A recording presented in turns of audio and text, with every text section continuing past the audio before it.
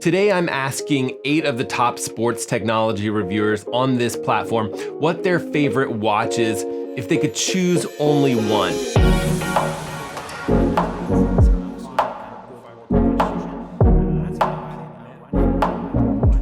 Now, these guys have used and abused thousands of watches over the years, so I was super curious which watch they would prefer. And if you think that they're just gonna all pick the same watch, you're gonna be wrong. There's actually some good variety in here. But that does bring me to, my big disclaimer. No watch is going to be perfect for everyone. If you're watching this video to see what that perfect watch is, everyone has a different use case, different scenarios, different sports that they prefer, and of course, budget. So this isn't gonna provide you with some sort of secret answer. And budget's a little bit weird just because, these guys were reviewing products as part of their job. Companies are often sending them devices to test. And they can also just kind of expense any sort of watch purchases that they make. Not that they don't take price and value of these devices into account when they do their reviews, but I did want to drive home the point that there's no best watch for every single person. All of that being said, it is super fun to hear what watches work well for these particular guys, seeing as they've tried so many different watch options over the years. So let's start with Ray from DCRainmaker. Ray, what watch would you pick if you could only pick one? Just one? Not even two? Like just one, really? Only one? I'd say probably the 945, probably the Garmin 945. I primarily use the 745 as like my daily driver. I did like a 8-month review on it, and then over the summer I switched to the 945 LTE for no particular purpose. I just kept on trying it out and using it, and so I ended up buying that watch, and I used it for most of the summer. But in the last 3 or 4 weeks, I switched back to this. I like the orange, to be honest, and I also really like the training load metrics on it. The one downside, the singular reason why I would say if I had to pick one, it'd probably be the 945 or the 745, is simply it doesn't have maps on it. It has music and payments, all that kind of stuff, but I rarely use the music or the contactless payments, but the maps I do use when I travel, and so I will use them in the next few weeks. Over the next few weeks, I'll travel, so I'll probably switch back to the 945 for that. But otherwise, I like this little thing. It works for me. I appreciate the fancier features of the fancier materials of the Phoenix line and lots of other things, but for me, this just has the most packed into it for what I want. Oh, hey, Matt, hope you don't mind, but I'll just toss this in there. If you're finding this video interesting or useful, definitely whack that like button at the bottom there or hit subscribe. It really does help out this channel not my channel, but Matt's channel quite a bit. So definitely do that about now. As far as the watch that I'm wearing, if I could only wear one, it would probably be the Polar Vantage V. I just really like the metrics, not only that I get from Polar watches during an activity, but I also like the way that I'm able to look at that data after the fact as well. The Vantage V kind of has all the bells and whistles that I can make use of, and then some, and so it definitely can handle anything that I want to throw at it, whether I'm doing my main activity of running or whether I'm throwing some cycling and some swimming into the mix. All right, so I think the next question is, what watch would I choose if I could choose only one? So I actually have to thank Matt LeGrand for turning me on to this watch, because if he didn't review it, I wouldn't have even known this thing existed. And this may come as a surprise to some of you. So my favorite watch is the Casio CA53W-1. So why is this my favorite watch? It's super lightweight, it's comfortable, it's water resistant, but it's a watch, but it's also a calculator. I mean, Des, that Casio watch was just like an April Fool's joke. Really? Oh man, that means I'm guessing that Uncle Heater's secret PED formula doesn't really work. Okay, so in all seriousness, the watch that I would choose if I could choose only one as of right now is the Garmin Fenix 6 Sapphire. So I'll first tell you that I'm not choosing this watch because it has the most precise GPS or hardware accuracy. If I was looking for the most precise GPS, I'd probably be looking at something like the Forerunner 745 or the Chorus Vertex 2.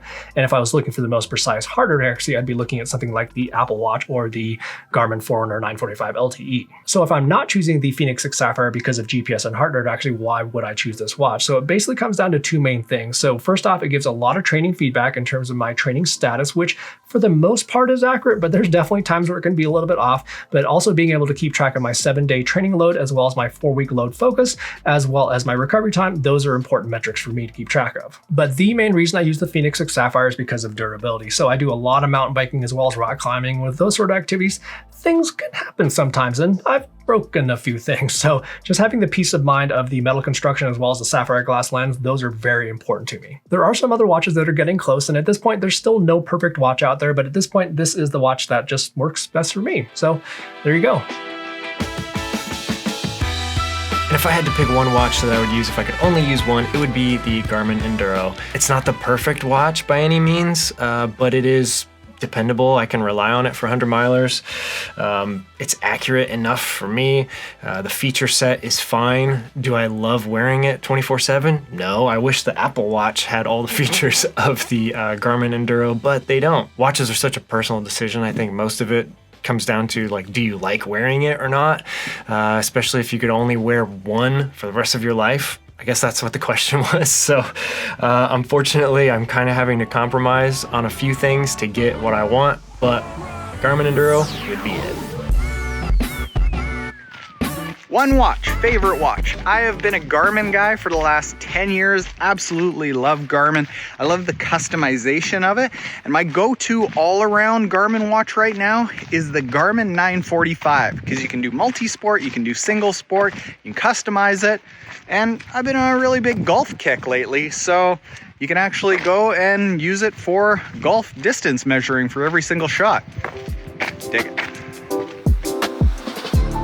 What watch would you use if you could only use one? I get that question, I think, every day in the comments. To be honest, it's such a hard question to answer. I guess if I didn't get into this whole thing, I guess I would probably still be wearing the Garmin Fenix 6, that middle of the range 47mm version with the maps and the Wi-Fi and stuff. That was a great watch, and it really kind of started my channel. If it wasn't for that watch, my channel probably wouldn't exist because I probably wouldn't have made videos about anything else, so I'd go with that. What watch would I use if I could only use one? Well, I'll let you in on a little secret.